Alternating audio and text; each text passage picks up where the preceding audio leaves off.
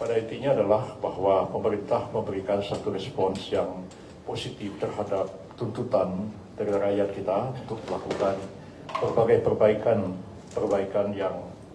selama ini dirasakan satu yang kurang dan didesakan untuk dilakukan satu pembenahan dan perbaikan.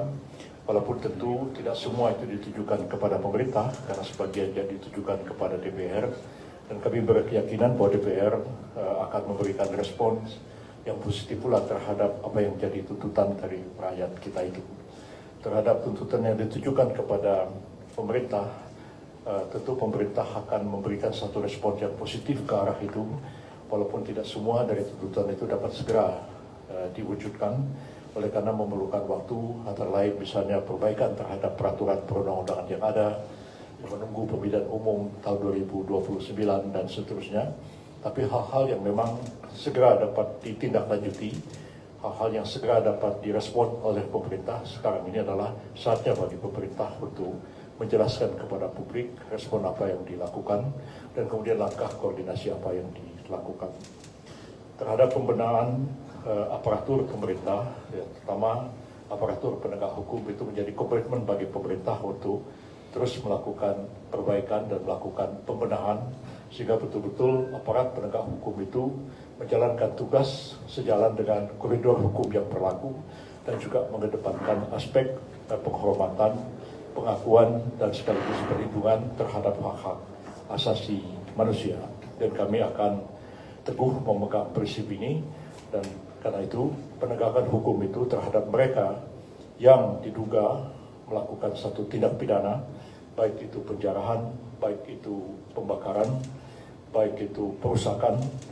baik itu ancaman terhadap keselamatan orang lain, akan dilakukan satu langkah hukum dan tindakan hukum yang tegas.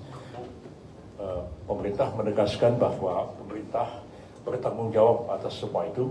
terhadap mereka yang luka-luka, ya, terhadap mereka yang menderita sakit akibat berbagai kejadian. Ya, pemerintah mempunyai komitmen, ya, untuk menanggung pembiayaan mereka yang dirawat di rumah sakit, ya, yang dilakukan baik oleh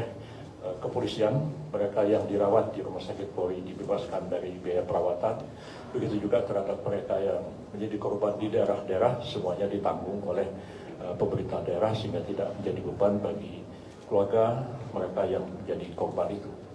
Terhadap mereka yang meninggal akibat berbagai ekses dari unjuk rasa kemarin itu, tadi kami juga sudah mendapatkan laporan dari Lembaga Perlindungan Saksi dan Korban bahwa ada langkah-langkah yang sedang di follow up, ya, untuk menentukan santunan atau juga pemberian perlindungan terhadap mereka yang menjadi korban ini. Bukan saja mereka yang meninggal, tapi juga terhadap keluarganya, anak-anaknya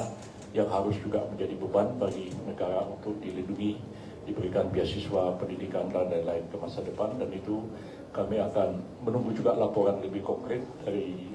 Lembaga Perlindungan Saksi dan Korban, dan selanjutnya pemerintah akan mengkoordinasikan apakah itu nanti akan ditanggung oleh pemerintah daerah atau ditanggung oleh pemerintah pusat. Dalam hal ini adalah Kementerian Sosial dan instansi yang lain.